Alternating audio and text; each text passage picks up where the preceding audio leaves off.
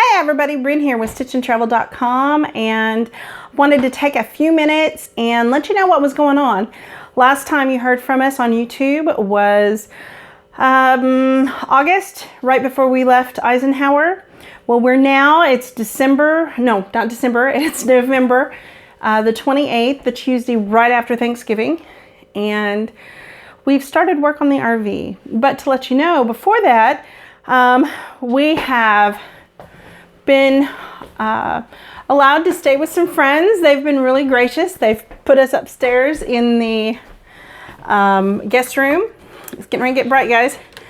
Oh yeah. And they have allowed us to move our RV into a little cubby space right over there. You see her? And to work on.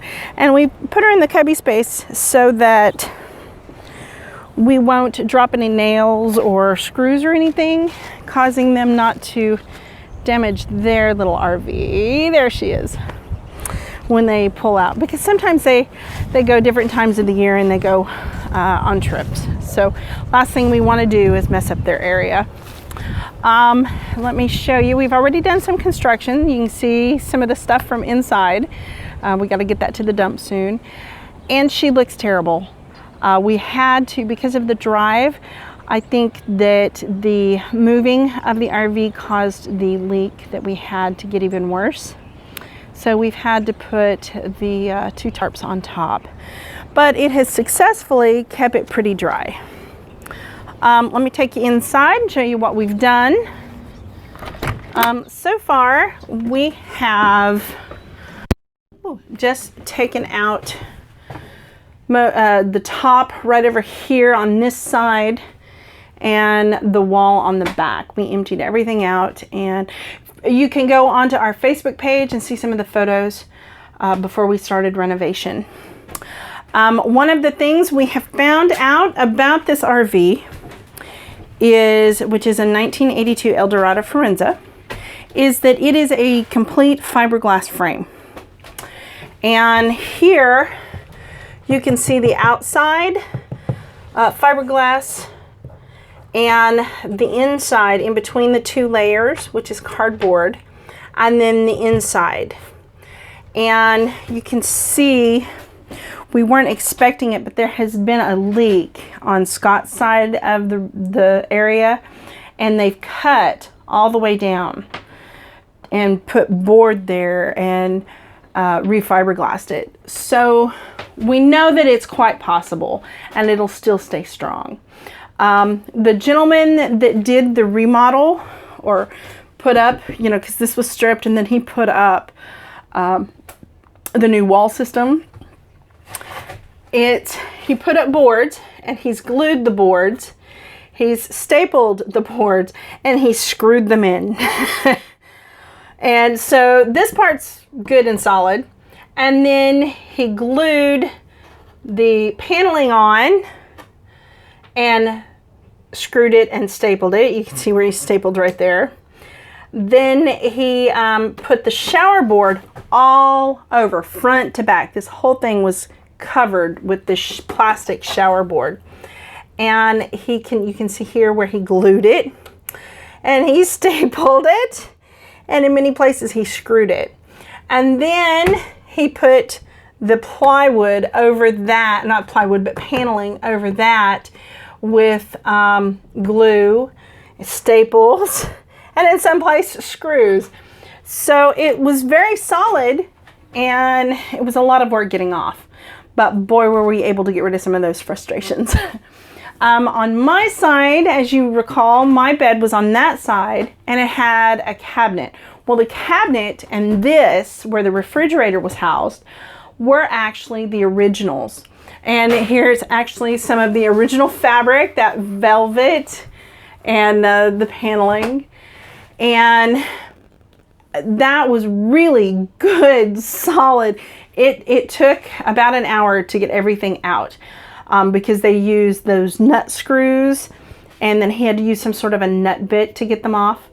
And then it was work pulling it down, but we were able to hang on to it, so maybe we can use it as a template, maybe. But we had to stop on the roof, because here's the roof. And we had to stop on the roof because, as you can see, starting here, there's some mold. And we're thinking, because of the leaks that we had, we're going to have mold from here to the other side of the air conditioner. So we're going to have to get ventilators and stuff to do that correctly. But we have come up with what we think is going to be the best alternative so that we can get the floor plan ready to go. Let me show you.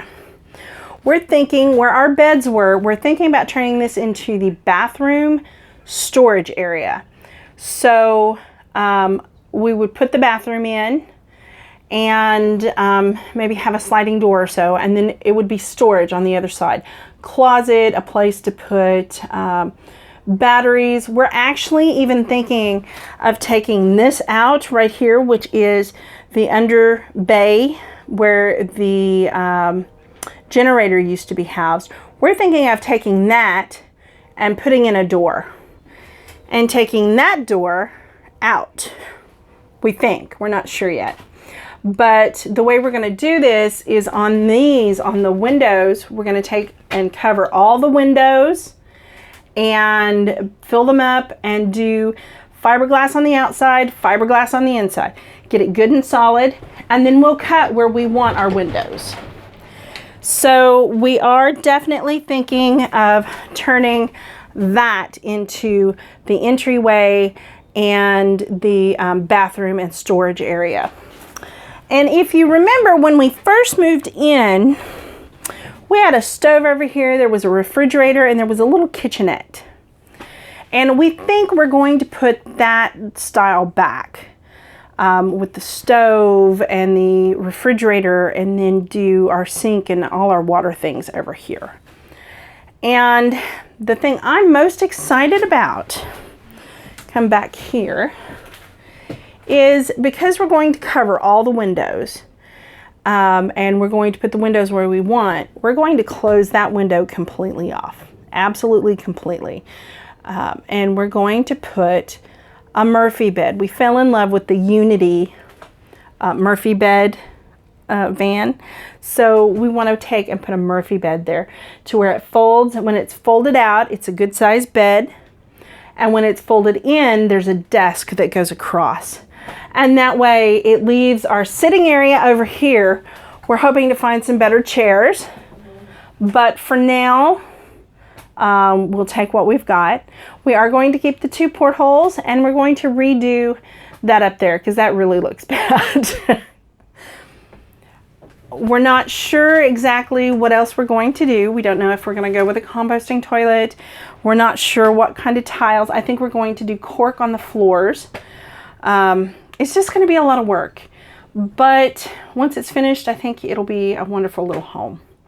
So basically, that is what we've been doing. We have been working on the RV, trying to find our place here in Tulsa again. It's been good to be with the family again. I've connected with my kids. We've connected with our grandkids. We're doing 1 day a week. We get with my son and his daughter, and we have a wonderful time. My daughter and her family have moved into a house, and hopefully soon we'll be able to start having a family night every other week with them. And it's just wonderful. I've enjoyed being home. My parents are, they're okay. Scott's dad is doing great, and so it was a good choice to move back home. As hard as it was a good choice. Anyway, that's where we're at, November 28th of 2017. If you liked the video, give us a thumbs up. Let us know you liked it. You can also comment down in the doobly-doo. And, you know, please, if you haven't subscribed, subscribe so that you can get alerts whenever we've posted something, because we are going to start posting videos once again, hopefully once a week, about what we're doing on the RV and about our travels. And share us with your friends. That's the only way we're going to get our cause out there on getting outside your box and living life to the fullest.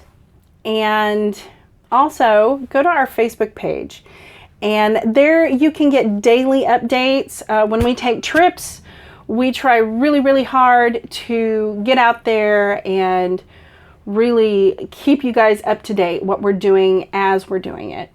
So remember, like, subscribe, share, and go to our Facebook page and like us there too. We'll talk to you soon. Remember, get out, live life outside your box. You know we are. Bye!